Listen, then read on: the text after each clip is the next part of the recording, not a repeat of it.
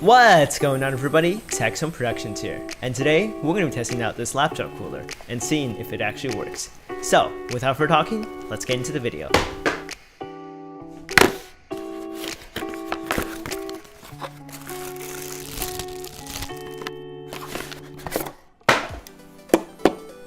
This laptop cooler works by using a vacuum seal around the laptop vent to push hot air out faster and quicker than the vents themselves.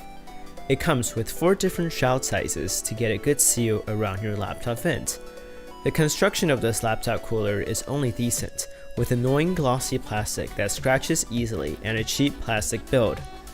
That being said though, the plastic design is fine for something as simple as a fan. The box comes with an included mini USB cable that is used to provide power for the fan. The sides of the fan has a knob for adjusting the fan speed. The plastic holder piece should be installed on the bottom of the laptop cooler in order to hold the fan in place near the laptop's vent. Depending on your laptop, the vent's heat pipe might have a different design. On my laptop, both the CPU and GPU heat pipe connects to one side of the vent hole.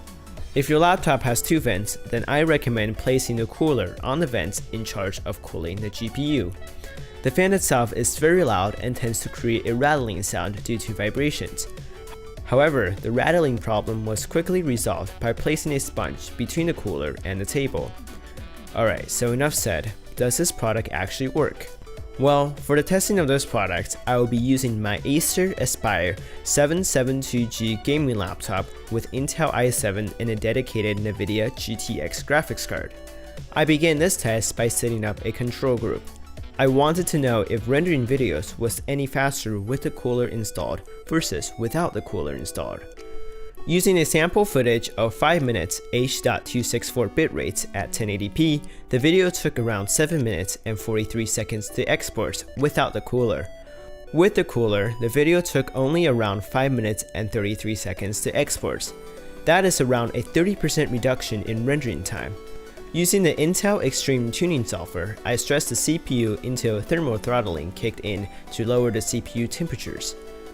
Without the cooler, a 30-minute CPU stress test resulted in the thermal throttling to reduce the speed of the CPU to around 1.8 GHz from the typical 3.2 GHz.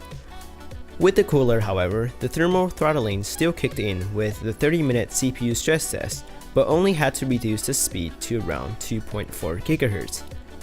This CPU stress test also shows around a 30% improvement in performance with the cooler. Now, there are many factors of different laptop designs that can alter this result from your laptop. That said, from my results, I was quite impressed. For a simple cooler that was around $10, I was getting a 30% improvement in both performance and GPU usage.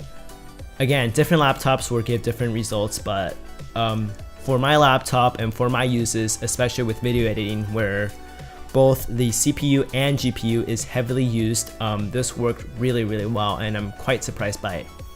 Well, anyways, that's it for this episode of Texon Productions, and if you want to get one of these, I'll have Amazon links down in the description.